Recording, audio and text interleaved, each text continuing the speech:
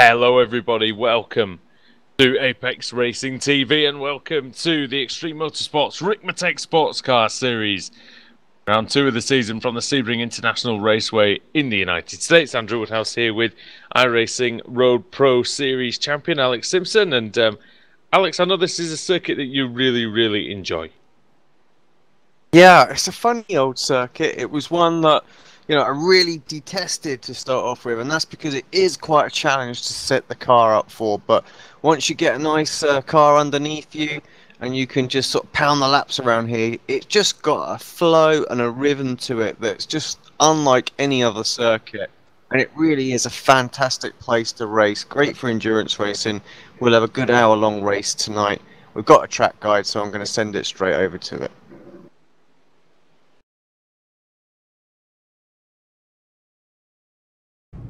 Welcome everyone to Sebring, Florida, here at Sebring International Raceway. Great to have you with us today.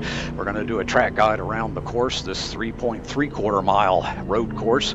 This track was originally built back in the late 1940s, post-war. There was a gentleman that was an aeronautical engineer here at Hendricks Army Airfield, and he decided he wanted to hold a sports car event here, something similar to the 24 Hours of Le Mans. He decided to hold the event on New Year's Eve in 1950. The first event was the 6 Hours of Sebring. 2 years later, the 12 Hours of Sebring was born. As we approach Sunset Bend here, this is the final turn on the course. We're going to come out of here and take you to the stripe, and we'll get this lap underway for you. It's a very fast exit here. We'll talk more about that when we come around on the next lap. Coming down to the start-finish line, the front straight here at Sebring International Raceway. Pits are to your right. Going to come in here wide into turn 1. This is a third gear corner in the Mustang. Going to roll that center, look for that blind side of exit, get right up through the gears here. And this takes us down into this little turn 2 kink to the right, into third and into second. This is a very complex section right here. Coming through, you gotta hug those apexes, come in wide here, allow the car to roll, let the nose set down nice to get that good launch up off the exit. Coming around Big Bend here. This is turn 6, very fast corner. Drivers love coming off this turn and down into this very difficult, tight hairpin. Getting down through the gears into third, back down into second here. Tight rotation. You want to get that car straight back out so you get a good straight launch out into turn 8 here and up into turn 9. Another fast section coming off that hairpin. You will see overtaking opportunities here. Coming down into turn 10, Cunningham corner, back down through the gears, another tight right, again change in track surface as we've got a combination of asphalt and concrete and old runway here that this track has been built on over the years and expanded to. Coming down into Tower Corner here, this is turn 13. You want to get a good, nice launch off the exit there because this is taking us to the fast section, the complex of 14 through 16. Drivers will be wide open through here. Won't see a whole lot of overtaking opportunity, but you got to be quick. And you'll see why in a moment. Coming into 14, quick right, back to the left, pedal to the floor, lift, trail brake, off the brake, down into almond straight. You want to get a good fast run off this corner because this is where you can get a little bit of draft help and hopefully slipstream the driver in front of you. Heading down to the final corner here, which is turn 17, known as Sunset Bend. As you can see, that sun is glaring late afternoon here right through our windshield. Coming down into the corner, into third gear, wide apex entry. This is a closing radius corner. Let it wrap around, get a good straight launch off, take this thing right to the outside up through the gears. Get a good straight speed launch to the start-finish line. There you go. There's your track guide lap from Sebring, Florida, Sebring International Raceway.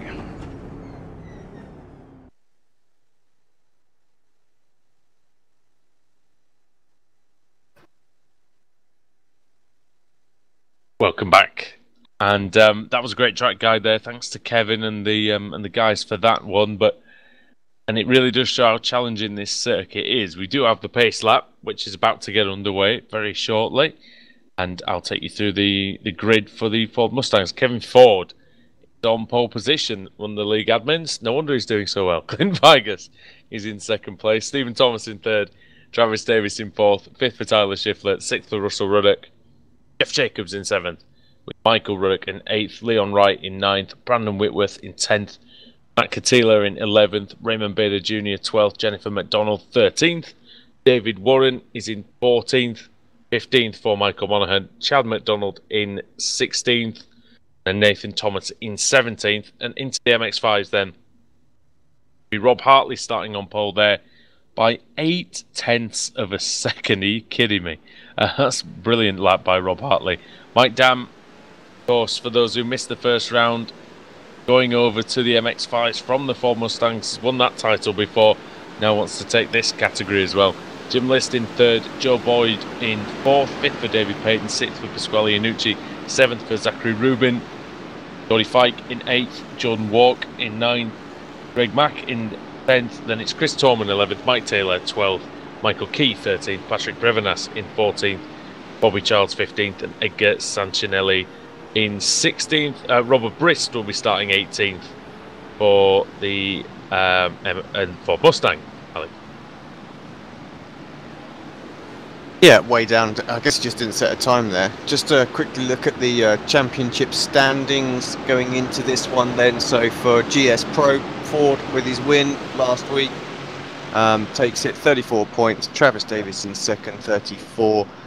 Stephen Thomas was 3rd. Then we've got Tyler Shiflett, Jeff Jacobs, Matthew Catila, Russell Ruddock, Clint Vigus, Michael Ruddock, Michael Monaghan, Brandon Whitworth and Leon Wright. In the opened category, it is, when it comes up onto him, Nathan Thomas leading from Travis McGill, Raymond Bader Jr., David Warren, Chad McDonald, and Andrew Fawcett. In the ST class, got Rob Hartley leading the way with his win, Jim List in 2nd, Iannucci brothers, Pat 1st, Giuseppe in 4th. And then it's David Payton, Zachary Rubin, Mike Dam, and Joe Boyd. All the points are obviously quite close as it's first round of the season. In the open class of the ST, Geordie Fike leads it from Chris Thorman, Greg Mack, Jason Walk, Jeff Lovell, Mike Taylor, Bobby Charles, Michael Key, and Edgar Sanchinelli. What's the key then, Alex, in the first couple of laps around Sebring then? Well, I think really stay out of trouble for the first couple of laps because it is pretty tight in places, and yeah, you can fall victim very, very quickly, and then settle into your rhythm really and get going. So the quicker you can get into the rhythm, the better at this circuit. Really good final sector, this, isn't it? It's fast and it's challenging. It's one of the few places in the circuit that has a substantial runoff area at least, and a bit of tarmac in case you get in a bit of bother. But then you've got the very, very difficult Sunset Bend, which so many lines around there. It's crazy. Bumpy and everything. I'm going to leave you to the Mustang start, as I will be actually starting the race for the Mazdas. So I will be back with you guys in just a minute or so. Here we go then, as Ford takes us in towards Sunset Bend, getting ready for this race to start here. Of course, Kevin's got to wait to the green. It's not like other series that let you go when the pace car ducks in. Wants to hear the green, green, green. That's when he can go, not before. The field quite tight together as well. Pace car's in, there's the call, and he is away for this one. Actually, a great start from Travis Davis. He's made it 3 wide going into turn 1. Clint Vigus on the outside. But Ford in through. Oh, who was that trying to take a sneaky little look? That's Stephen Thomas as well. Great start from Thomas.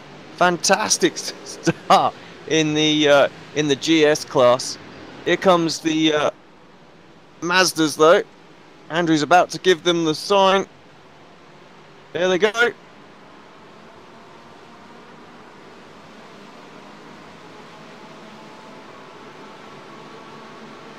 A great start from the MX-5s as well. Hartley got a clean start. List a good start. Dan behind him.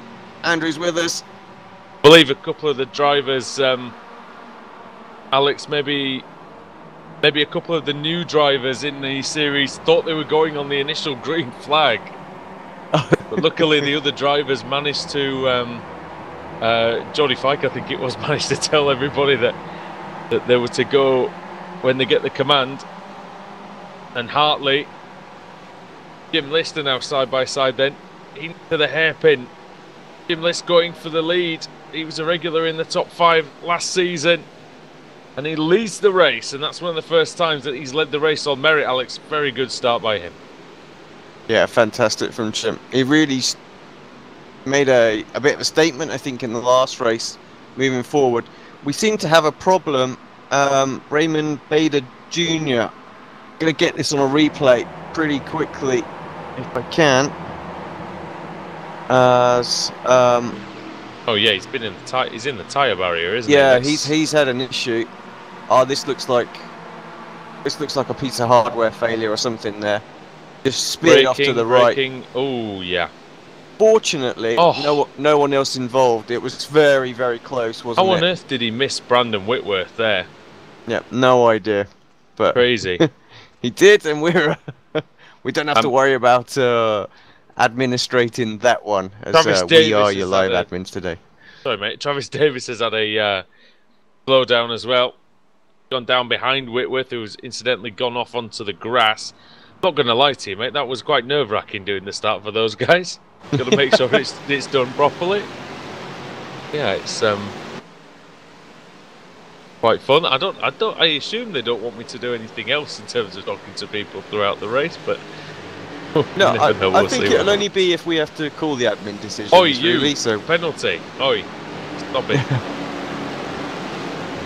Look at this, and that's the through Sunset Bend for Hartley and Dam, List, Joe Boyd, 4 different cars, about 4 different lines. This is exactly what you were saying before the show, before the race started. Sorry.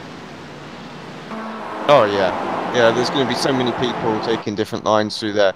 Just the nature of the corner. So many bumps there that you have to deal with. To mention, no Adam Bath tonight. He's got an early start tomorrow. Fair enough. Not blaming really. That time, I've got the day off tomorrow, Alex. So I'm going to be snoozing for quite some time, I would say. Now, I got a minor little glitch in the overlay, and that's just with Ruben. For some reason, he's being shown as in GS class. Is he meant to be an open or a pro? Can you remember? Sure, this season at least. I would imagine he'd be pro, but yep. I'm not certain. That one. He was quick enough to be a pro, I think, in the previous season. Yeah. Season 10. But who knows? We've seen many series get that argument wrong over in the past, at least. Yeah, haven't we just? So we might have caused a couple of those issues previously. So through Sunset then for Kevin Ford, and I'm really looking forward to this Mustang category this season. No Mike Dam. Don't believe Aaron Nom is around. Was he here last week?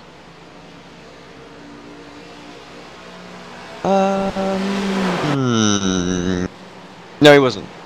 Sorry, I had to think there, didn't I? So I just think this opens this category up massively. I know I said that earlier on, but it really means that you've got Ford, Thomas, Vigas, Schiffler, maybe TD if he gets to practice in, who are really going to be up at the front. And it could provide just a fantastic season, not knowing who's going to be the fastest.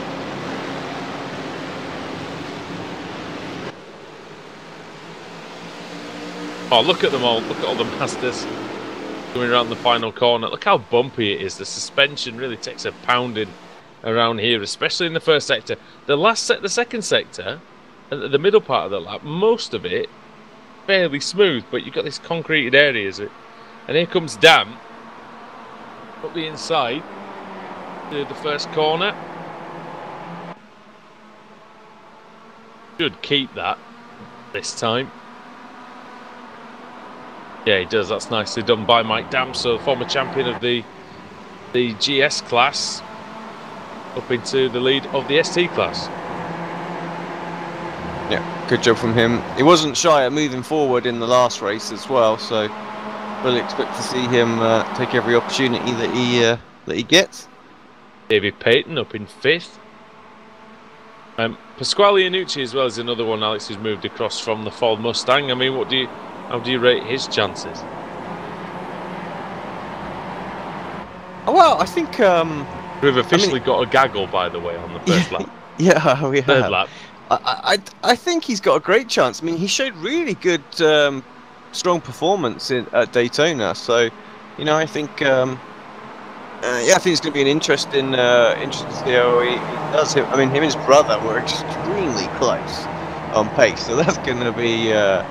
They were working together a little bit at Daytona, but I think also there's going to be a bit of rivalry between them. So that should be a lot of fun to follow. I mean, this is a car where I was driving the car on Tuesday night, and it is one where you know, if you've not driven it before, or if it's been a while driving it, it is quite difficult for the first sort of 50 to 100 laps that you do, and then after that you just start building up, and yeah, the speed comes with it, and it really is a momentum car. This have the power to get yourself out of sticky situations. Bader Jr. is out, by the way. Yeah. See throughput in the end. Yeah, so it had to be something like that. I'm guessing it was like a sim crash or something like that, because he just all of a sudden didn't know where he was or anything. So, as Hartley has a little look on list. Oh well, I'm not sure he did actually. I think that was just a difference in lines. Kevin Ford off. Alex, he's going to lose the lead. Oh, and he spins, and he hits Clint Vigas, and off also goes. I assume it's Thomas. It is Thomas. So chaos at the front of the Ford Mustangs, Alex, and that blows it wide open. Yep, we're going to have to look at that one back. We are going to have to make a judgment on it, aren't we? Potentially. Let's have a look. If we can get this from a couple of angles. He just went in deep, didn't he? Gone, yep. Oh, and then lost it. A penalty for that? I don't know, because I mean, all he's done is go wide. Oh heck! Tyler Shiflett, Merry Christmas to him. Ball to the lead with a fairly sizable advantage. I mean, what do you do in that situation? I mean, how do you? Bad luck, what is it? I mean, I hate to say it, but there's only one driver at fault there, and you know, obviously we're loath to throw out penalties and things like that, but he got on the grass, Andrew, and he lost the car and he went sideways. I mean, I know it wasn't deliberate, but unfortunately it caused a multi-car collision, so I think it's going to compound his problems, but I think we have to throw a penalty out there. Got now to do it. Once I figure that out, then just right click on his name. Yeah, with commands, I think.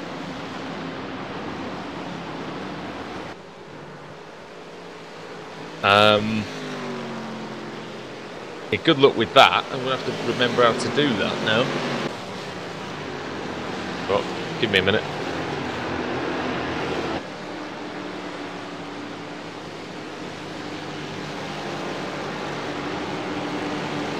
Yeah, it's unfortunate, but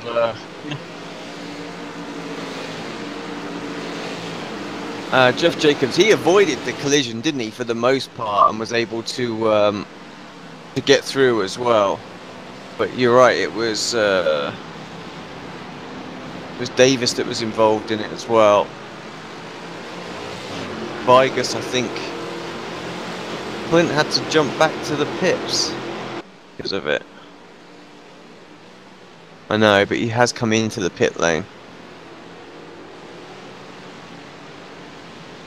He's away again as well. Have a drive-through. I believe he can. Or does it have to be a stop and go? I think it's a stop and go with. Right, well, it's going to have to be that then, isn't it? Yeah. Try and figure out how to do that. So carry on. Adam was doing it before. I haven't done this for a long time. I remember we used to do it when we had our own league, I remember.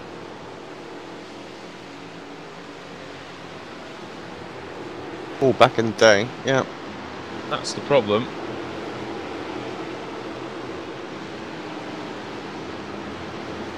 I'm sure he's going to regret giving us admin control of him now that we're about to hand him a penalty. I was going to say, well... The admins are handing the admin the penalty. Right, okay, let's see if this works. You watch, it won't work at all. Unknown command. Oh wait, I think I know what I've done. There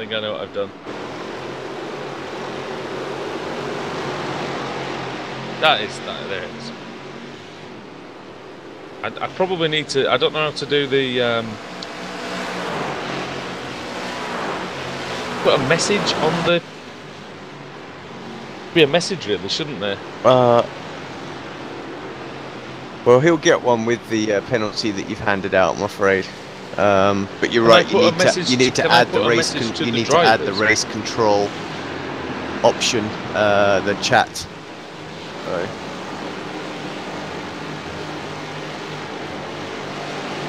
I wasn't prepared for this. I'm sorry about that, ladies and gentlemen. Honestly, wasn't prepared for that. That'll be enough. That'll be fine. We'll explain that later if it needs. Okay. And you feel a bit sorry for him, but it's one of those things where, like you said, he did lose control, unfortunately, and kind of elected to go on the grass, didn't he? A bit. So, but I mean, what's happened? Let's have a look and see what the affected drivers, what they've got there. So, Thomas is down behind Mike Ruddock in 8th. Vigus is out, isn't he? Yeah, it's caused Vigus to yeah. Those, isn't it?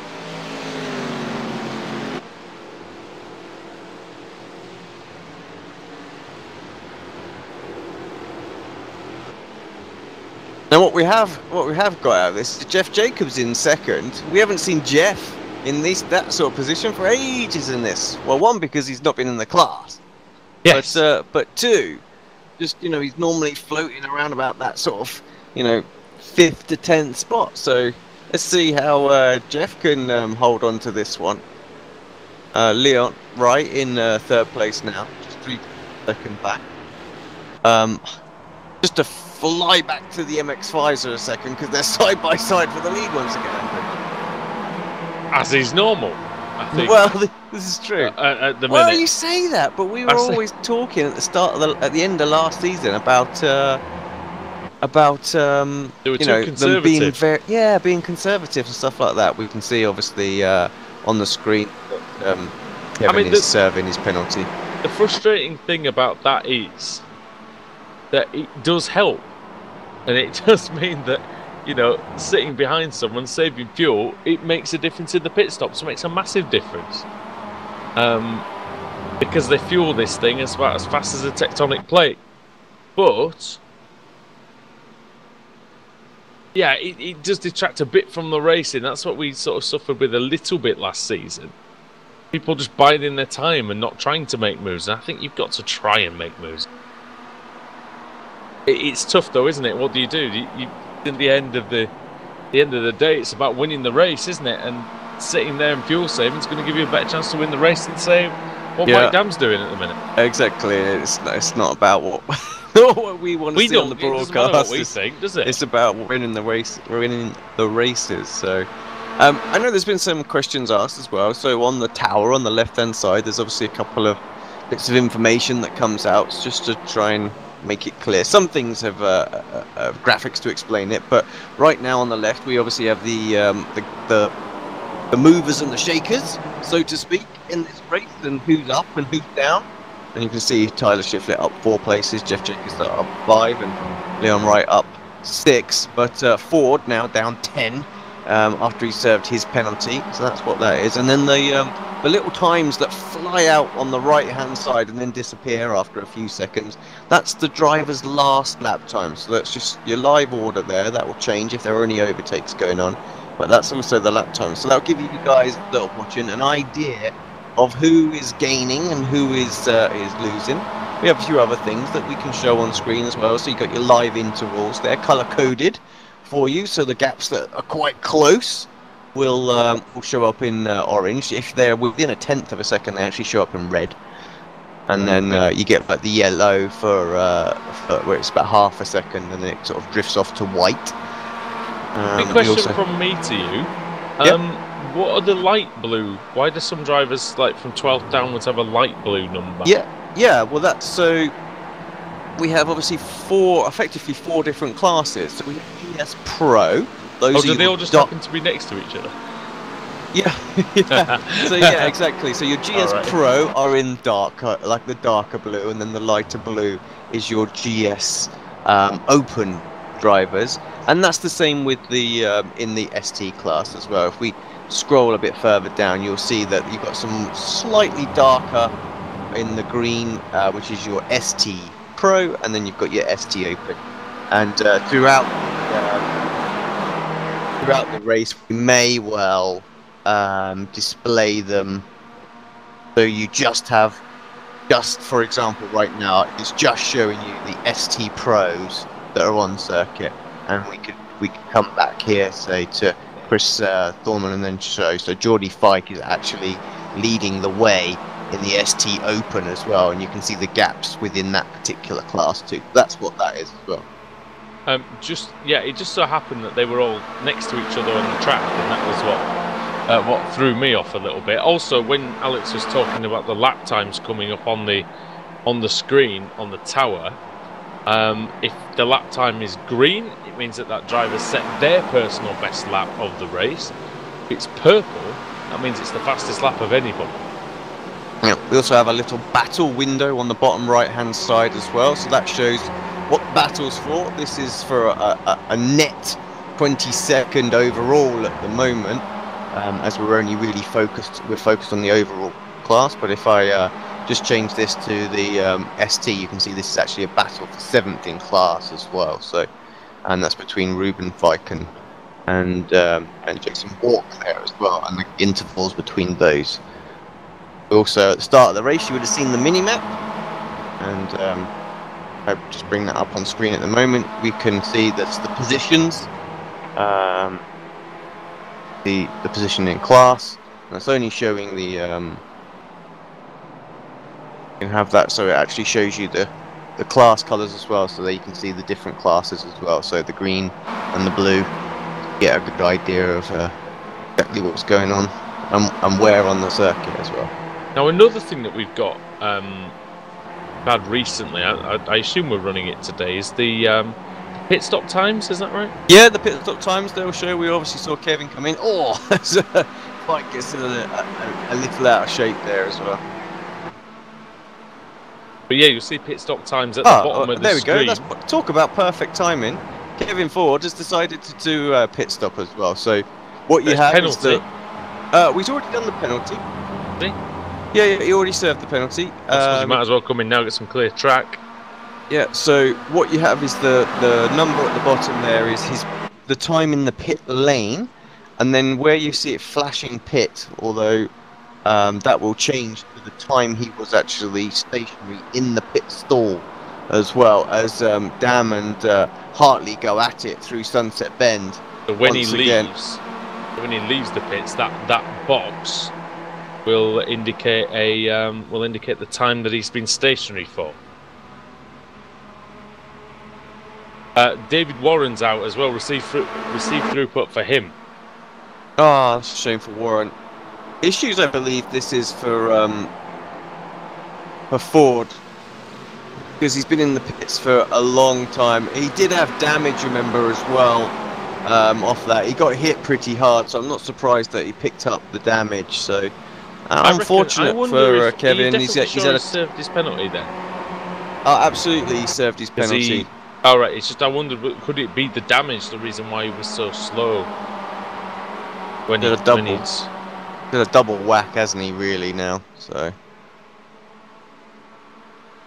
Those though, isn't it? It's bad luck, but we'll get a pit stop time probably for him eventually at the bottom. But I think, he does leave now, so got that. What do we have that time at incidentally? Or I know it was a long time. 1 minute 49 seconds there.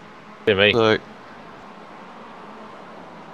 Tyler Shiflett, by the way, leads by 5.8 seconds, and it really just worked out perfectly for him, didn't it? He entered that hairpin in 4th position.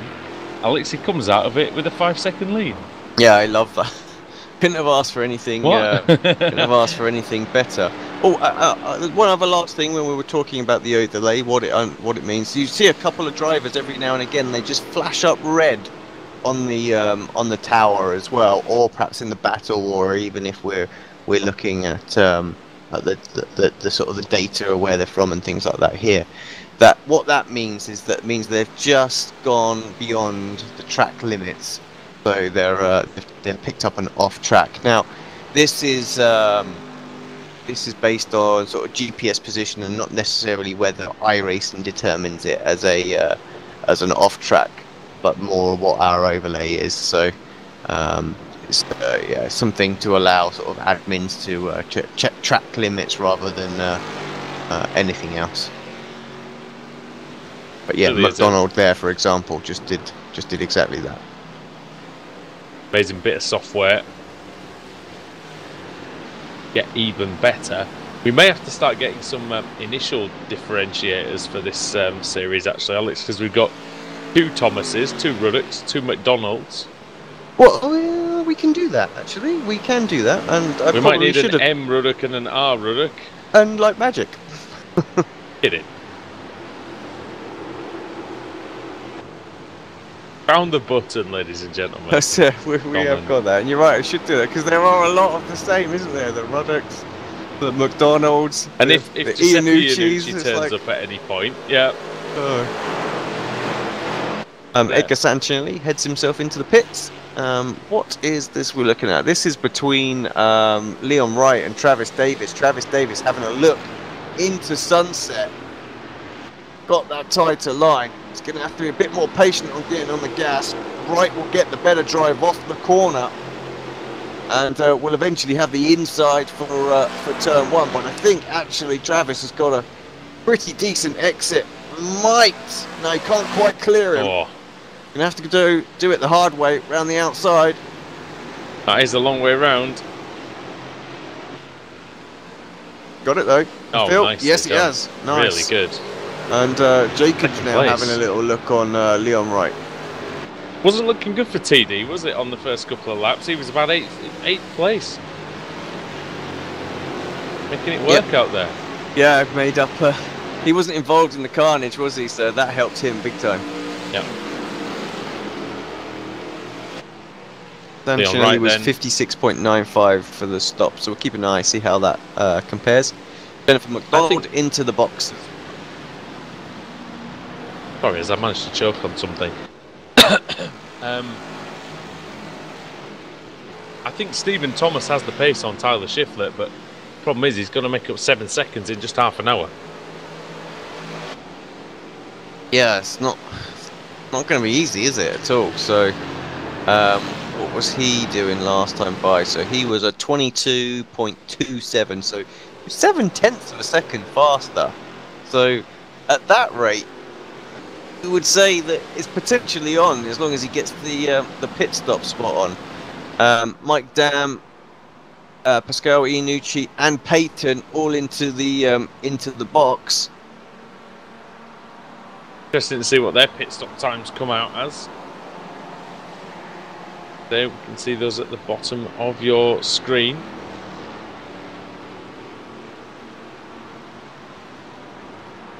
They will. Got other improvements coming as well.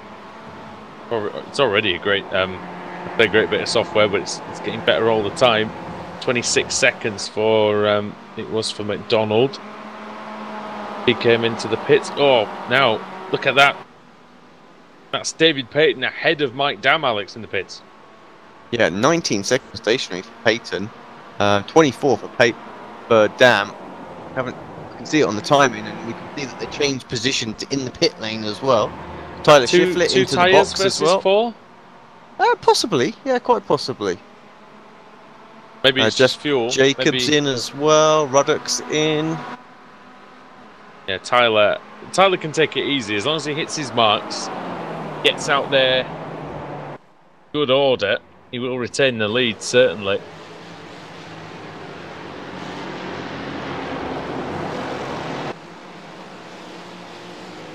See what he does then. It's 4 tyres for him. When it might be that someone will try and get just 2 tyres to get out in front, but Shiflett, nicely done. Travis Davis is the man who now leads the race. 54.82 then for our leader. I tell you what, Jeff Jacobs absolutely flying there in the pits. 50.82, so he's closed up quite a chunk already.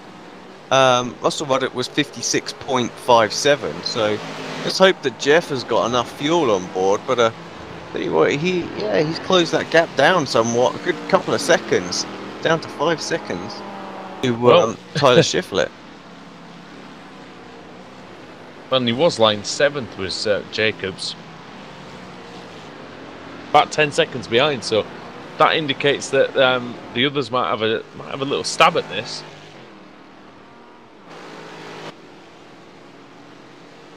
See what they can do. Anyone nails the stop, gets the right, just gets takes the fuel as low as they're willing to risk it. PD using all the curb in the final sector. Really is a key, I think, to try and use as much of it as possible. Oh, you've got to. You really have. There's a good battle going on as well, not too far behind them. Thomas has a little look at Leon Wright. He might go for the move here, actually, Alex, into sunset. Whoa. I thought about it. He's thinking about it again. He's pushing him almost, is he? The gap almost opened up for him, didn't he? In comes the leader, Davis in. Fortunately, doesn't get held up by the Mazda there. Ruddock also coming in as well. Bring up the map. We focus on car 54, and who was he fighting? It was Tyler, wasn't it?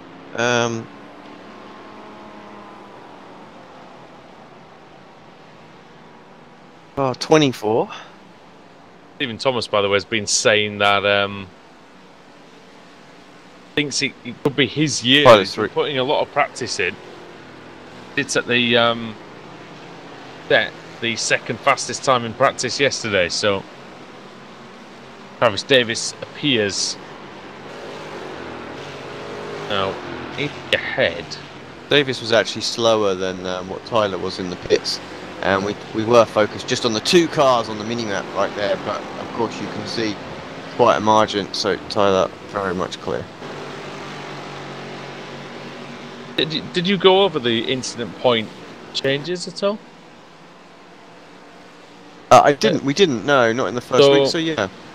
0 to 4 incidents in any length race will give the driver 1 bonus point. So it doesn't have to be a 0 incident race. It could be up to 4 incidents, but probably okay.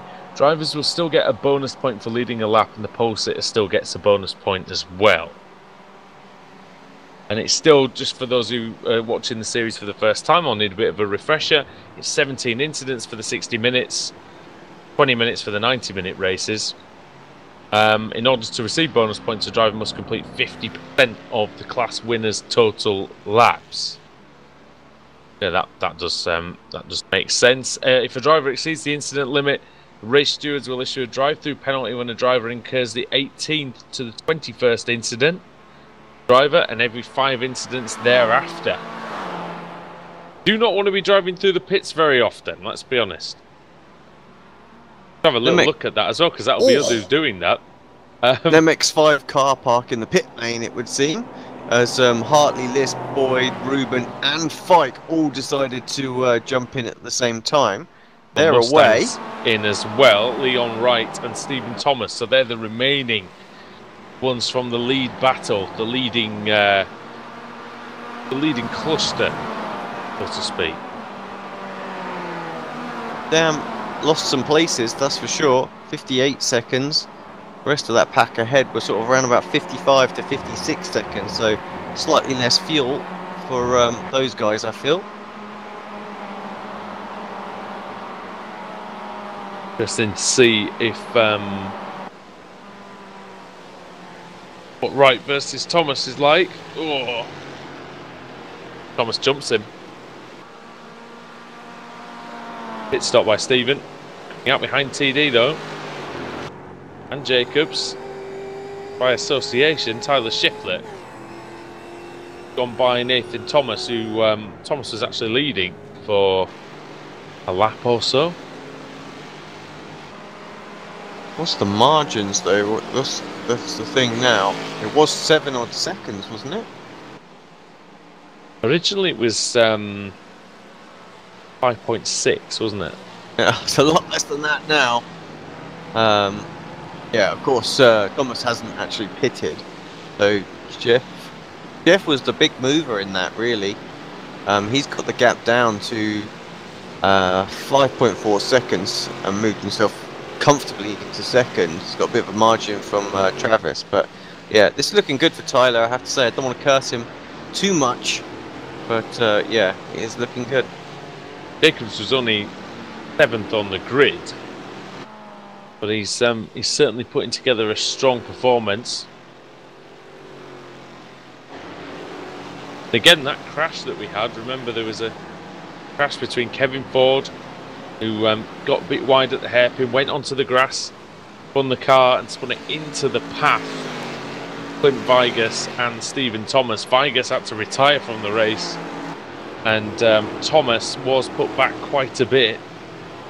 Went down into 8th or 9th place. Didn't really get too much damage, did he? He mainly just had to avoid it all. Yeah, exactly. That was the thing, wasn't it? Just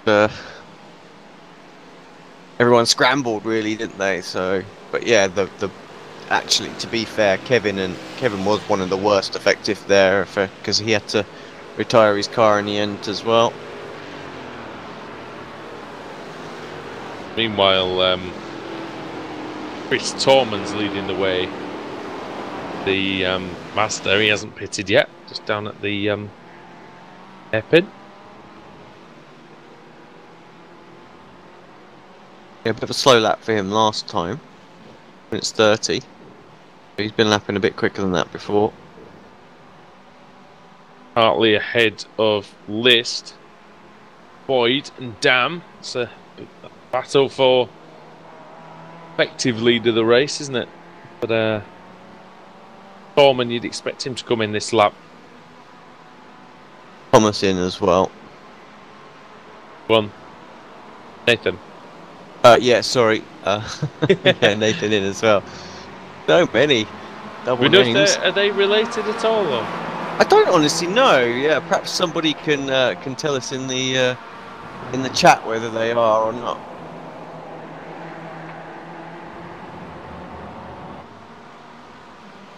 Yeah, Hartley still effectively net lead. Half a second, not a lot. List having another great race. Boyd there, damn. Firmly onto the back of this pack. I thought for a minute he was just going to have lost out a little bit, but he's not. He's there. One thing I am quite pleased about, or at least quite not if to be happy with it or not, is that we haven't had any crashes to Stewart, apart from the one. Just the one. I don't know if we want more to do or not. Well, talking of the one. Let's bring him in, because unfortunately, after we dished him out with a penalty for taking out all of his rivals, I joke him. My plan almost worked. He's here with us for a little chat. So yeah, Kevin. Well, we saw what happened. It was a bit unfortunate. You just overshot, snagged the grass. The back got around on you. There was a fair bit of contact afterwards. So, but I think even though we dished out the penalty, I think that the true penalty was the damage that you received. Yeah, absolutely. Well, the penalty was deserved. The car got out from underneath me, tried to turn to correct to go straight through the grass, and the moment that left rear wheel hit the grass, it just came right around on me. So, but yeah, the penalty was deserved, and came in, served it, went back out, had so much front end damage that the engine finally let go. But yeah, I just hate that I got into the other two guys. I just checked the replay just a moment ago, and that's unfortunate. Hate to see that happen. Well, it's just the way it goes, isn't it? Sometimes, I'm afraid. You're pushing hard. You just got yourself in that sort of position. And when you're on the limits of these cars, every now and again you just step over it. And with the racing in this series, always in close proximity. You absolutely usually collect somebody else, unfortunately. Sure.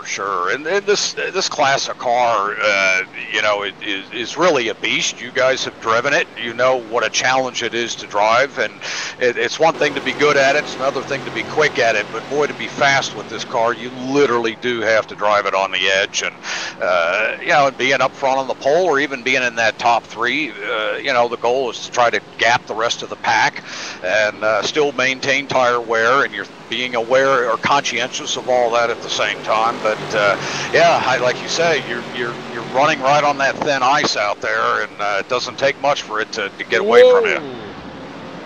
Looking at Jim Liss getting all kinds of sideways. I don't know if you saw it coming out the second last corner, but him and Hartley were on the grass. The grass didn't treat him quite as well as it treated Robert. Yeah, we've got quite a battle here with Jeff and Travis Davis as well. They're coming out onto Almond Straight here in a moment. Jeff's right behind him. Travis did manage to get around him a moment ago. Well, I was going to say, Kevin, how do you fancy staying in the box for the final 20 minutes of the race with us? Hey, why not? Why not? Yeah, I'll be happy to. That was the plan all along. It was for airtime, wasn't it? You got it. I work hard to get up in this box. So TD's got his hands full now, though. You've known Travis a while, Kev. What's he going to be? Is it going to affect him, this pressure? One thing about TD, he handles himself very well under pressure. The only thing about TD is he doesn't like anything in front of him, and he'll move you if he has to. Here comes Thomas trying to move past Jeff Jacobs, and he's gone and done that. Yeah, good move there. And Alex, that corner, turn one. Again, it's another one you can do what you want with the line, really. Yeah, you can. There's, again, multiple lines that you can take through there. And, just depends how you set the car up, really, to sort of which part of it you attack.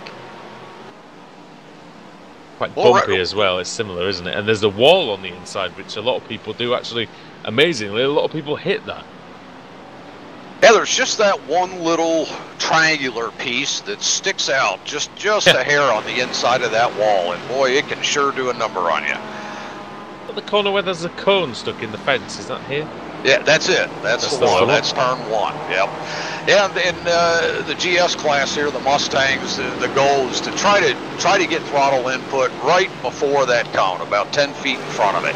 If you get that throttle down at that point, you should get a really good run off of one. But just as we bring you in, Kev, we do need to go to a advert, of course, because we haven't had any sort of words from our sponsors. So, Andrew, if you could lead us into that, I've got the video prepped and primed. Yeah, we'll do that then. We'll go and have the advert break. That's the lead-in.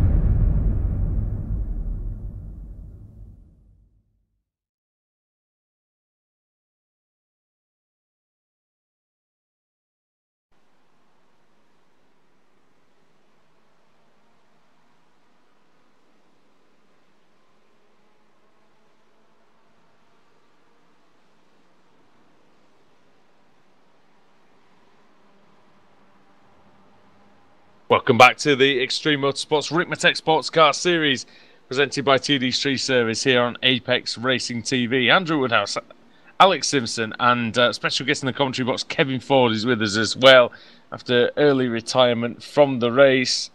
And that's left Tyler Schiffler in the lead of it, Alex, and he's flying away with a 6-second lead. He should have it from here if he keeps it clean. Yeah, you're right. I think he's not really made too many mistakes afterwards. Showing good performance, good pace, should be able to hold on to it. Davis in second is battling pretty hard with Thomas, so I think they're holding each other up a little bit now. You've got Jeff Jacobs sort of starting to try and get towards that party. Leon Wright not too far behind him as well. Russell Ruddock in 6th. Michael Ruddock is 7th. Brandon Whitworth 8th. Keeler, sorry to cut you off. They're 2x2 for the... Well, almost 2x2 for the lead in the Mazdas, and looked like Dan was going to have a go, but I don't think he actually is. He was alongside Jim List briefly, Alex, so I do apologise for cutting you off, but no, it's fine. But there was really going to be a challenge for the lead. Yeah, no, to talk about the MX-5s then, yeah, it is List from Dam, Hartley and then Boyd, like you say, they're separated by about a second at the moment. This is that time when these drivers start to... they start to go, don't they?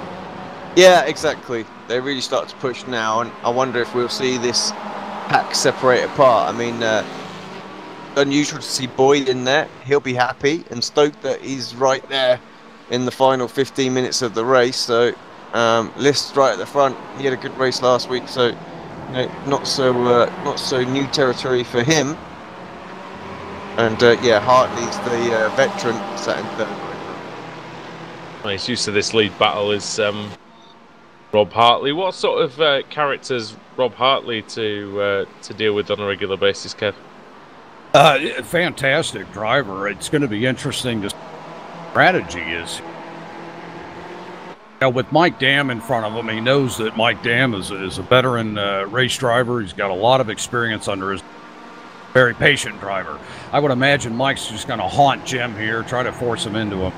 Possibly save that draft opportunity last couple of laps. And I would imagine Robert, if he sees Mike go take that move on Jim, I bet he'll go with him. Quick one, Kev, you might just want to turn your voice detection down a little bit, because we're missing the odd word or two. Might just need to pick up the slightly quieter sound. There we go. How's that? Yeah, that should be it. Should be okay. We'll let you know. Yeah, sounds great, buddy. I appreciate it. No, I was just saying that I think if Mike Dam makes that opportunity in the last couple of laps, I bet we'll see Robert Hartley go with him. But we know that Mike Dam will go for it in the final few laps. He's done that before, and he'll do that in this car as well. Travis Davis and Stephen Thomas, Alex, still nose to tail. Is Thomas just biding his time? Can he not make his way through at the minute? Yeah, possibly. Sorry, Kev. You've gone just a little bit too far now, because now we're picking up the background noise. There we go. How's that? We'll get that at the end. A little better there? Yeah, sorry about that. All right, it's one of those things. If it's a microphone that you've not, it's one of those things as well. You get a new device in there, a new microphone that you might not have used on this for a while or ever, and it needs to change. But one of those programs is the old TeamSpeak, I'm afraid. Yeah. Why for Mike Ruddock? Sorry, Russell Ruddock. Sorry, and good battle here, Alex, between those two and Brandon Whitworth. Yeah, very, very close. Brandon trying to get past the both. Like, have you ever known two family members, Kev, to be that evenly matched on iRacing in the same car? I can't say that I have. My father and I used to sim race a few years ago quite often, and he always says I got too fast for him. I think he just got a little too busy and couldn't put the practice time in. He was pretty good back in the day. I thought you were going to say slow then. I thought you were going to get in trouble. Oh no! I'm sure he's watching right now, so I'll say hi to him. In fact, I know he's watching right now. He doesn't miss one of these. But the thing is, for Mike and Russell to be that closely matched, they must be able to help each other out with the setup and with race strategy, and because they know roughly what sort of pace they're going to be doing. Absolutely, yeah. They've actually been running a couple of series here over the last six or 8 months together, and working on setups together, going out practicing a lot together. So it's I don't think it's that uncommon to see them that close because of the time that they put together on the track. However, it is unusual, though, on a broad perspective, you know, to imagine that either two brothers or a father and son could compete at that level and be that close at the same time. Do you think there is a quicker one then, or not? Well, does it just depend which track we go to? Yeah, Mike's dad, Russell, he's had quite a bit more time in the simulator than Mike has. Mike's brother actually races in a BMW series here in the U.S., so the family's been around racing quite a bit. But Mike, the son, has only been sim racing, I believe, for the last 8 months, maybe. Really? So we saw him start, really? Yeah, you really did. Yeah, and of course, you know, him knowing racecraft and understanding race principle, he picked it up pretty quick. There's Fear the Tortoise on the back of that car. I don't know if... yeah, flying Tortoise Motorsports. I don't know if they'll be going back into the shell if they crash into each other. I don't know. Alex, it looked like Brandon Whitworth was getting close there, but it's always easy to make a move, especially in Sunset Bend.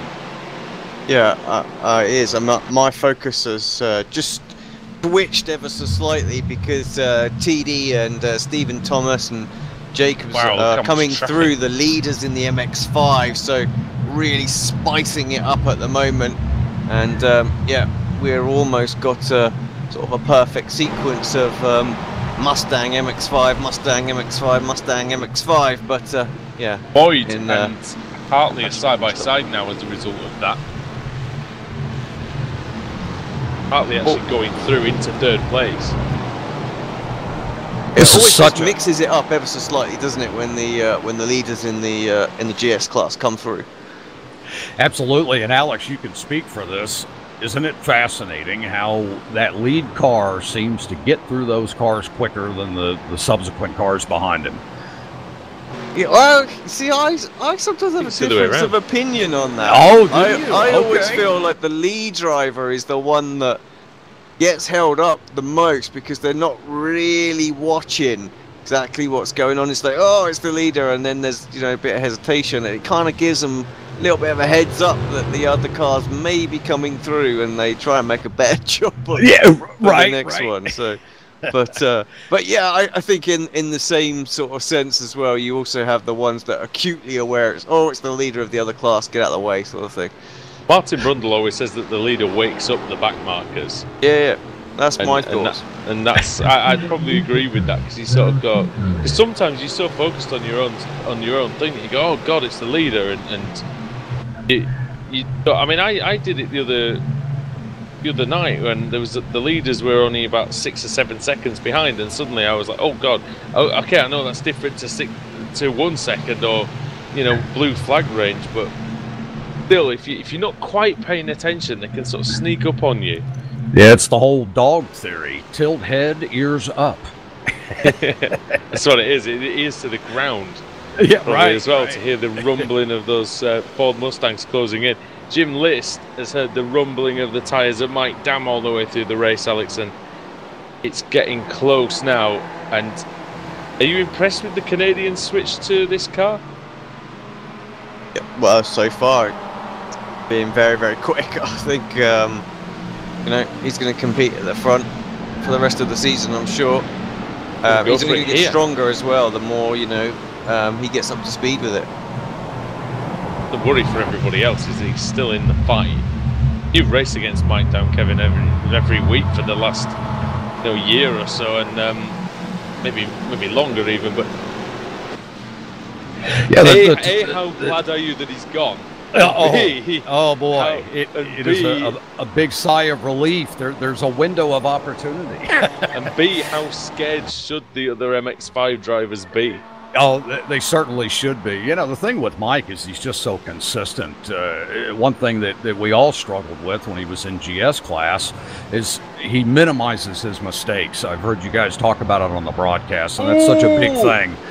That's Boyd going through the gravel, going through the grass, that dry grass on the exit, and losing that time. Alex, what's the slipstream?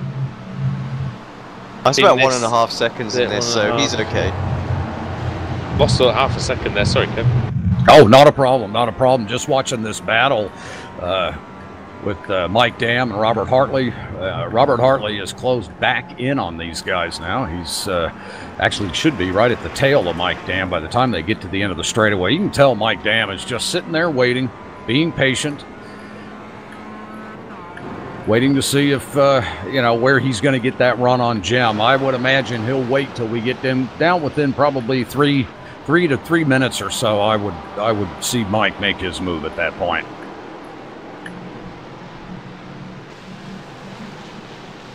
Not long to go now. What's the official time on this, Alex, at the minute? 53:30, roughly. Yep, 6:31 remaining. And into turn 1 then. Dam looking for an opening. List has driven a great race so far. Started third on the grid. Made his way up to the lead. Made his way up to the lead on lap 1. And has not looked back ever since. Tremendous performance. And you can see, Alex, just how the Mazda, it handles better than the Mustang in the slow stuff. Yeah, it does, absolutely. Through that first sector. That's one thing we Kevin, talk we're about. ever so slightly still picking up your TV or something in the background. Oh, no problem, no problem. If we can just quickly turn that down a fraction, that would be that's alright. close. Sorry. That's very close. Very close for List with Mike Ruddock into the hairpin, and it went side by side. Very, very tough situation there for the Mazda drivers, I always think, when the Fords are coming through.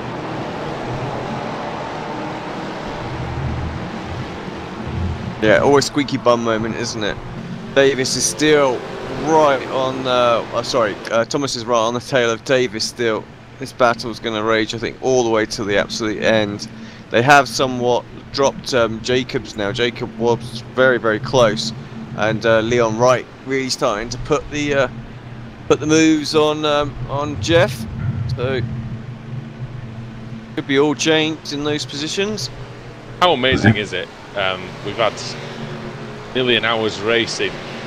There's still 5 cars within 6 seconds of each other at the front of the Ford Mustangs. Pretty special stuff. The lead for Schiffler is down to 4 seconds. Davis, Thomas, you can see the side by side. What's your preferred line into Sunset Bend, Kev? I late apex that corner. Yep. I don't go real wide on entry, but diamond cut it for the most part, and try to get that nose right to the bottom coming out, so that I can look at this run between Davis and Thomas coming out of 1. Door handle he's to door cleared him. handle He's cleared almost. him. Yeah, he's through completely. And also Jacobs managed to just stave off Leon Wright, who's done a good second half of the race, Alex. Leon Wright. Leon's really come on strong this season. We've been really happy to see him running so well. He's always been there or thereabouts, hasn't he? Yep. In the top.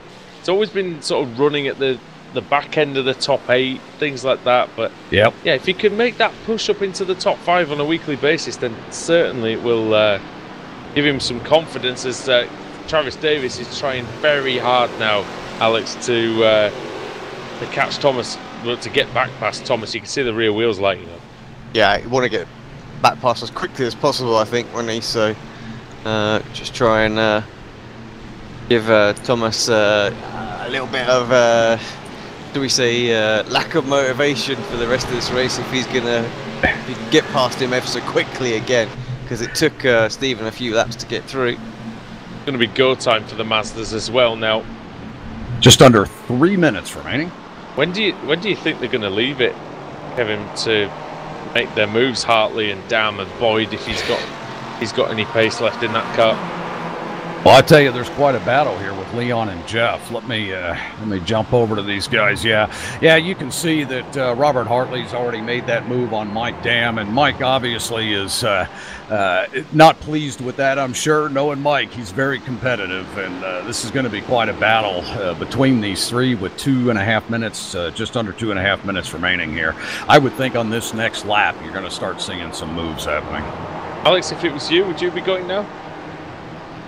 Trying to push it now, or would you wait for the last lap? If I'm Dam or Boyd, yeah, I'm pushing now, absolutely. If you're Hartley? I think right now my focus would be to make sure that Dam doesn't come back through, you know? This is white flag coming up. Oh, David Payton almost crashed as he came onto the back straight. Went very, very wide. Don't know if you can grab that replay, but saved that well. Stays ahead of Iannucci. He had to stay ahead of Iannucci for 5th place. Robert Hartley has now moved into the lead. Jim List looking underneath him, going into 1. We are. It's typical. I look away for 5 seconds. Here comes List back up the inside. He's going to have the inside 4, turn 2, and a bit of a twitch might allow Mike Dam into the reckoning. Let's see, into the left-hander. List bouncing on the curbs, Hartley bouncing on the curbs on the right-hand side. This is a tricky corner. It's usually only single file through here, Alex. Not for these guys. Oh, the contact. They're going to go 3. I thought for a minute we're going to go 3 wide as well. They might still do it. Well, Dam, Boyd who gets the run. Down the back of List slightly. List is twitching around as under threat now from Joe Boyd. Car 4 going around the outside and comes back on almost a quarter panel as he nudges him in the rear axle. Got Chad McDonald coming up on these guys as well. That's for position, gonna just sort of sit there. That is. Whereabouts is Tyler? That's for position with Chad. Yeah, I know. But Tyler's not far from the end as well, coming into the final sector. Really, he's got himself 4.5 seconds. So this is the white flag as well. There he goes. Then only 20 seconds to go. Well, it was 5th on the grid for Tyler Schiffler, and well, in the opening couple of laps, he went into the hairpin in 4th position. He emerged in the lead, and he's stayed there ever since through the pit stop phase and through the second half of the race. Really just brought it home in fine style, and coming through Sunset Bend then for the final time comes Tyler Schiffler to win here at Sebring. Tremendous performance, really, really good drive. Steve Thomas just gets there ahead of Travis Davis for 2nd and 3rd. 4th then for Jeff Jacobs and Leon Wright in 5th, and now we need to go to the MX-5s, Alex, because they're coming down the back straight. Oh, he's got a pretty reasonable gap from List, Boyd, and then Dam. Can't see any of them changing positions actually. It's just 3-4 tenths between all of them. Wildly different lines again. Oh, Boyd, he has to come into the pits. Why? It's the final lap. I'm not sure. Boyd, you've just given up a position. What are you doing? Can you think of any reason for that, Kevin? I can't. The only no, I can't, because even if he was out of fuel, he could have just rolled to the line. Exactly. He's had to get down to speed, the limit, and everything. It's cost him dearly. Did he think it was white flag this time? He had to have thought that was the end of the race. That's what he thought. I bet he thought the race was over. Oh, he thought he was over the lap before. Because the Mustangs had crossed the line, he might have thought he'd finished. Yep. Oh. How disheartening is that? I mean, luckily, he only lost 1 place. Because he could have pulled it up to the side of the track and reset. We've seen that before, haven't we? Alex, who was it who's done that? Martin Van Loosnol do that once? I know Tim Mawson did it, that's for sure. No, Tim Mawson definitely did it. He handed you an IndyCar championship. I would have finished 2nd in the championship, but he pulled up thinking he'd won a lap before. Was that in Michigan? think it was at Michigan, yeah. I took the championship. Without that, it was going to go to our colleague. Sam Kumo. Yeah. Well, one way to win a championship, I suppose. I'll take it. You also need a little bit of luck to win a championship and a bit of skill, nonetheless. And Tyler Schiffler, well,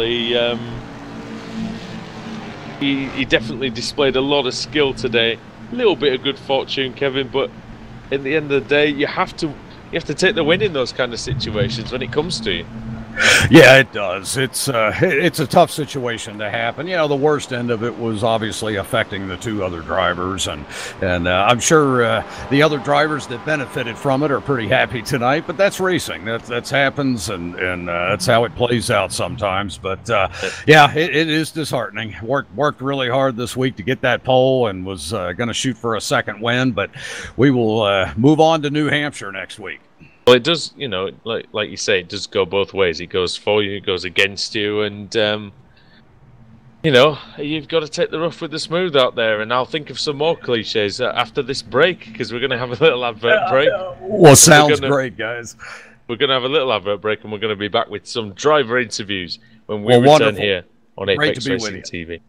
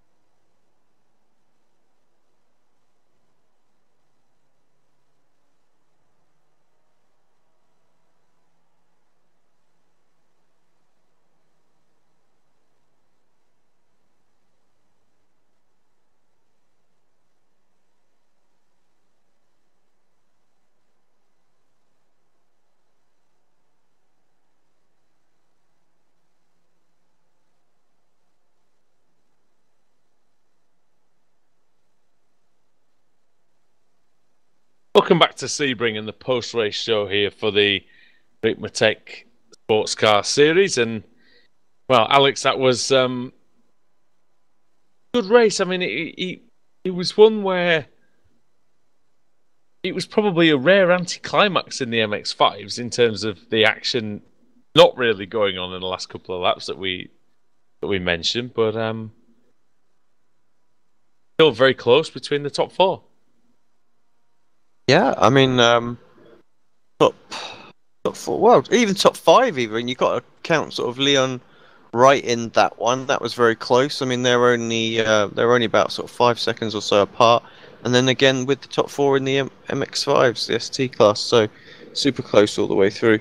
Good battle between Stephen Thomas and Travis Davis as well. That was with the highlight of that. I mean, how crazy close could that class have been, the GS class? Oh, because we lost two drivers from it, and Stephen Thomas lost about 6 seconds from it as well, at least. Crazy. So yeah, it could have been very, very interesting in that one as well. So he obviously had the pace today, certainly, and going to just grab a quick word with Tyler Schiffler, our race winner. Tyler, can you hear us first of all? That's a good shout. Yeah, can you hear me? Yeah, can do. Good to have you in the commentary box. It's been a while since we have done, and to find you on the top step of the podium is a nice surprise. Yeah, I'd say so myself. I mean, I'm sure you guys saw what transpired there at front. You know, it looked like Kevin got a little off, and he unfortunately spun, and cars got collected, and it was kind of like the Red Sea parted, and I just floored it and went straight through the middle. So I just I got lucky there. But you know, you got to take those chances when you get them, and you know, take advantage of them. And I thankfully was able to do that today. said that you barely made it through, and it was pretty close. Yeah. But after you did, you go into, so picture the scene. You go into the hairpin in 4th place. You come out of it with a 5-second lead. I don't know what you must have been thinking. You must have been so giddy you probably barely kept it on the track, did you? Yeah, to be honest, it took me a couple laps to kind of get a rhythm and kind of settle down because I knew Jeff Jacobs was back there. I knew Travis Davis was lurking. I wasn't sure, honestly, what happened to Clint and Kevin and Steven, so I didn't know if they were still in the running. So I kind of had to calm down and start taking my laps off and kind of think about what I wanted to do for the pit stops. Did I want to do 4 tires, 2 tires? So it took me a while to kind of get everything back together, but it all worked out in the end. So in terms of the strategy, then, it was 4 tyre stop, it looked like, and that just so that you had a bit extra in the tank just in case you needed it later on? Yeah, absolutely. I mean, I figured you got to take a full fuel load anyway, so why not go ahead and take 4 while you're in there? You're not going to use that much more time, and this track, I mean, it eats up tires. Just, a couple laps into the run, you start losing time, and the car's sliding around. So I knew if I took 2 to pad my lead, I would eventually lose it in the long run, because I figured those guys were going to take 4 too, because tires are such a critical thing here at Sebring. So kind of near the end there, I had to turn the relative off because I was watching those guys catching me, and it was kind of throwing my laps off. So I turned the relative off and just kind of put my head down, started driving. Thankfully, I caught the lap traffic pretty good there at the end, so I was able to make my way through those guys. Yeah, you only seem to lose a couple of seconds, I think, after the race. So still pretty good. How are you feeling for the rest of the season then? What's the feel that you can mount a challenge for this? Well, I hope I can take this momentum and go on to the next race. It's certainly, I think the Mustang division is relatively open with Dam and Pascal. They're not in it, and I know Euronom's going to be coming back. So, honestly, my goal for the season, I'd like to finish top 3 in points. So, hopefully, I can take this and ride this momentum, and keep going up from here. So we'll see what happens for the rest of the season. We're just very fortunate to bring the Mustang into victory lane today. Well, we wish you all the very best of luck for the rest of the season. I don't know if you want to give a quick shout out to your sponsors, or your team and friends and family, things like that. Yeah, just thanks to everyone that put this lead together, Ricmotech and TD's Tree Service, and just give a shout out to my wife and my daughter, who may or may not be watching. Thanks, guys. Perfect. Well, I'm sure even if they're not watching now, definitely they should watch it back, and I think you should too. I think you'll enjoy it. Yep. Thanks, guys. Cheers, Tyler. Thanks for joining us. And Alex has found the 2nd place man, Stephen Thomas. Yeah, hi Stephen, welcome to the booth. Evening, gentlemen. Well, let's talk about your race for a moment. A bit different to what happened with Tyler. You were obviously involved in the accident that spread apart the sort of the lead pack at the start of the race. What was your view? How did you get collected in that?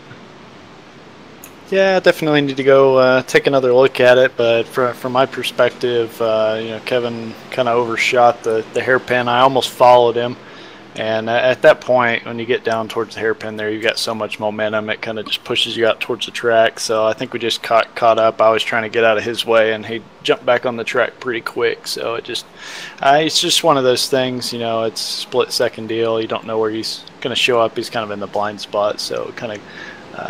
He jumped back on, thought he was clear, and I thought I was clear, and we just made a little contact there. That's all it took. Heck of a run for you though to come back and in second, but you had TD to deal with for the best part of the second stint of the race. Oh, TD and I have been running real close the last season or so, and I knew he was going to be tough to get around. He's very good and skilled at defending, so. I knew it was going to be a tough spot for him, but I thought I had the tires, thought I had worked the tires good enough to give a good run at the end, and that's kind of how it played out. So gave a heck of a fight, but we just had the right opportunity. just sort of moving forward, next week, second place, really strong pace here. Is this something that you can, you can mount a challenge to try and pick up a win next week? Yeah, I certainly hope so. Kind of like Tyler was talking about, hope to carry this momentum forward. Had a pretty good finish last week as well, so I'm hoping to keep that going. With Daytona and Sebring, with tracks that everybody's good at, if you can get some good points at the top 2 tracks there, you can really help yourself out in the long run. So I feel like I've done that and hope to move that on forward. Yeah, I mean, New Hampshire, I mean, it's massively different, really, to what we've had here today. Quite a short circuit in comparison as well. I don't know too much about the Mustang. Will it evolve sort of a radically different setup, or are you able to sort of take pretty much what you've got and run with it? It'll be similar and different. I mean, you're right. The track is just vastly different, and that's what I kind of love about this series, really mixing up the track. So I think the setup will be different enough, but it's just trying to get the cornering right at a track like New Hampshire. So really setting it up to be able to toss it into a turn real hard is something you don't particularly need at Daytona, but Sebring, it'll be kind of a progression from Daytona to Sebring to New Hampshire of progression of setups. Well, we're looking forward to seeing how you go on that. Wish you all the best of luck. But before you go, the mic's yours. Anyone you want to give a shout out?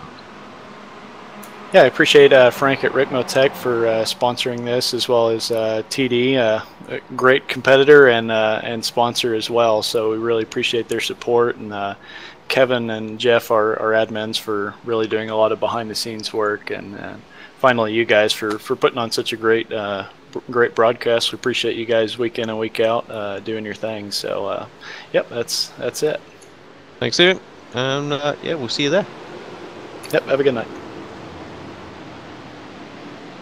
Well done to Stephen Thomas, a good recovery driver. Now Rob Hartley joins us in the commentary box as well. And well, Rob, congratulations. It was mostly that race about when you were going to commit to trying to take the lead, wasn't it?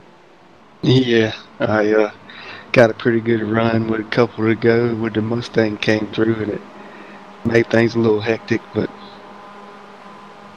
old Jim List was pretty quick there. Well, it was also important, the fact that he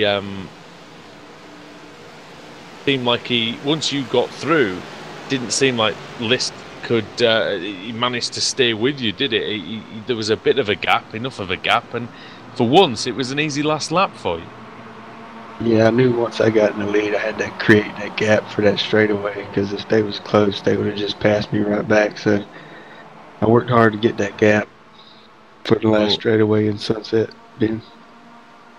How are you feeling about this season then? What's the feeling strong? Are you feeling like you can take it?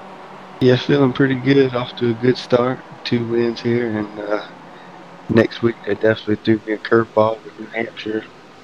Haven't been on that track very much, but looking forward to the rest of the season. Try to get another championship. I feel like that might be our fault, Alex, because I think we mentioned New Hampshire Road to them, didn't we? Yeah, possibly. Yeah, possibly. It's a good little circuit. It's good. It looks fun, so I'm sure you'll enjoy it. Just before we let you go, just give us a shout to your team, to your sponsors, and to anybody you might like. Yeah, definitely like to thank y'all guys for putting on the broadcast, and all the admins involved with this league. Jeff and Kevin, maybe a few more to do some behind the scenes work, and definitely like to thank our sponsors, Frank and TD Street Service. Spot on, Rob. Thank you very much for joining us, mate. 2 wins out of 2. Thank you. Thanks, Gav. Final interview of the evening goes to Alex, who's with Jim List. Yeah, hi.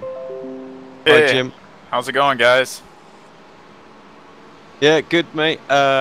Sorry, just 2 seconds. Just got a poke from Mike as well, so he wants to pop in Andrew too. So we'll bring him in as well. We'll do them both at the same time almost. But we'll start off with Jim. Congrats, mate! Great race today, and good start to the season. Really showing real good positive form out there. The last couple of races.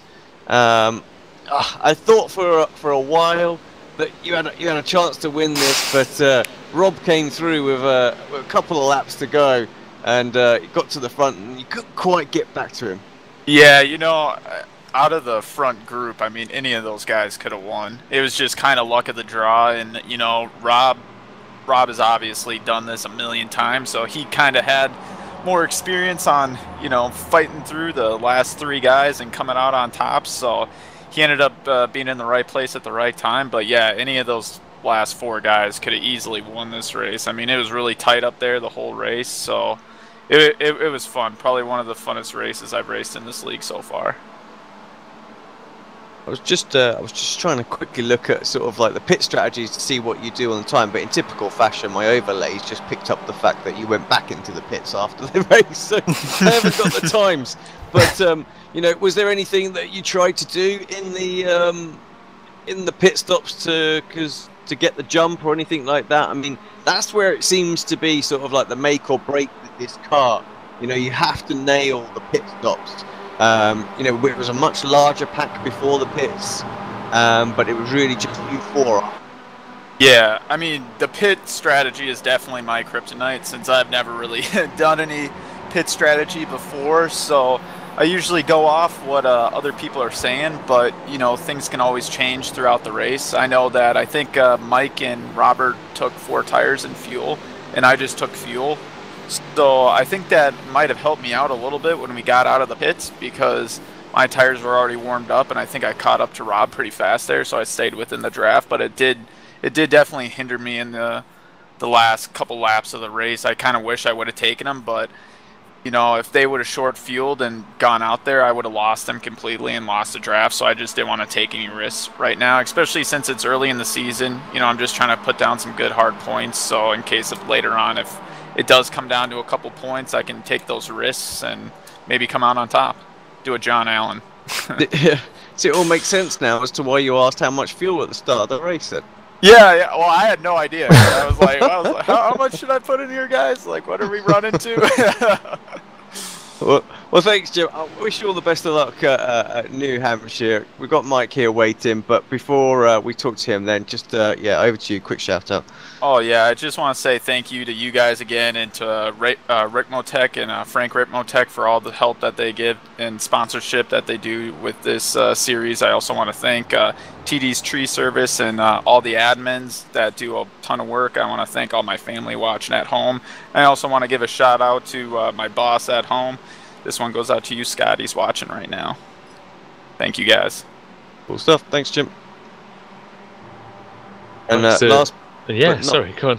Yeah, I'm sorry, straight into it. Yeah, last but not least, we've got Mike Dam in hey, the guys. in the MX-5. Well, bit of a difference. We're so used to talking to you after a good showing in the GS class, but ST it is, and looks a lot tougher in that series, mate.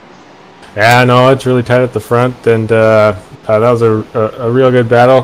Good bounce back race for me, I guess, after the troubles in race 1, but. That was some good fun there, and I guess in the last couple laps there, kind of put on a bit of a crazy show there. So overall, I think it was a pretty darn good race. I feel bad. I kind of ran into Joe Boyd at the end there, kind of made him go over the incident limit, but yeah, it was a good run.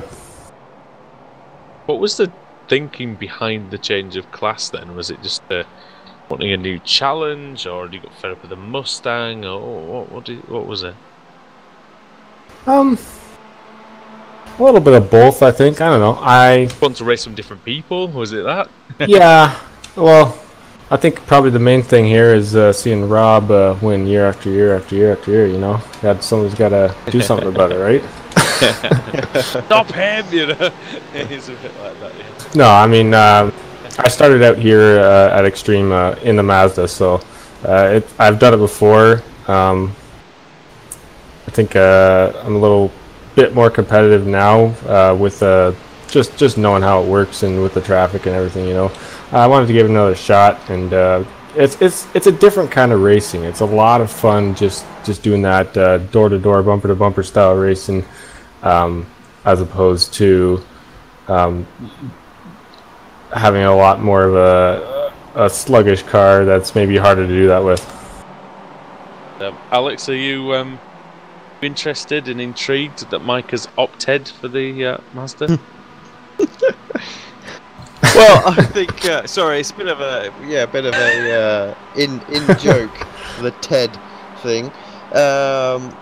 If you've watched any of our other series, you will know all about that. But yeah, I mean, I can see the appeal of the MX-5. Do you know what I mean? And when you've done so much of the GS as well in the last few sort of seasons as well, get in there, spice it up, because it does just look like a lot of fun. And for myself, obviously, I'm doing the British Sim Race Touring Car Championship right now, and you know that's something that I would never have thought about doing in like the Kia Optima, absolutely boat and rubbish car. Never driven the car, have you? Really? No, but it's so much fun. The racing is so much fun. So Yeah. I can see the appeal of the MX-5 races as well. You guys running so close together, so many cars. I get it totally. Yeah, I mean, I've raced with these guys, Rob and Jim and Joe and David before, so I know they're really class guys here, and it's a lot of fun racing with them, and like the exhibition races and so forth. So yeah, it's just wanted to switch it up and having a good time so far. Right, mate, we're gonna have to let you go. So give you a shout out because I've got some championship points to go through, and then we've got to wrap the show up.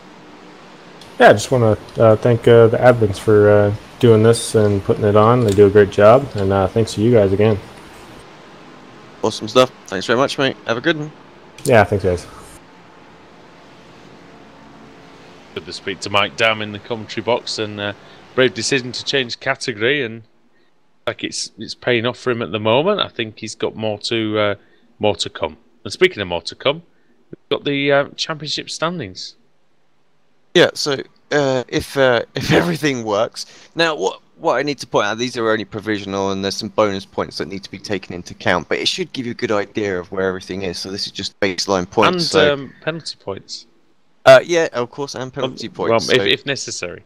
Yeah, so that will need looking and applying, but yeah, we can see at the moment that Thomas and Tyler Shiflett, depending on the bonuses, are going to be very, very tight, and Travis Davis as well. Look at that. So, see, now, don't you wish this was what the points were? Because it's a three-way tie for the lead. But yeah, in the GS Pro, so Ford drops himself down. So not the best of meetings for him. Jacob stays where he was. Into the open category, being good. Well, Nathan Thomas continues his march there as well, but Chad McDonald moved up 3 spots tonight as well, so good run from him. In the ST Pro, you've got obviously Hartley again. Everyone's pretty much stayed as they were really in that one. So List, Iannucci maintained his position. Peyton up 1, 4th. Zachary Rubin. Dam obviously moved up as well. Joe Boyd. And then down 4 was Giuseppe because he wasn't here tonight. But yeah, should be back next week in the open category. Jolly Fight leading the way. Oh, it's a tie for the lead. So again, the bonus points will have to come to play, and we'll see what how that's gonna do that once they're applied post race. Chris Torman is in 3rd. Greg Mack 4th. Mike Taylor, Mike Key. Very, very close at this early stage of the season. But yeah, good to try and give you guys a bit of an update post race as to how it's looking out there. Always is pretty close, isn't it, at this point? But it means that we've got a competitive season ahead of us. We've also got a busy week yet again here on Apex Racing TV. Our Mazda MX-5 will come your way as well tonight at PM, and then also Thursday, British Sim Races Touring Car Championship.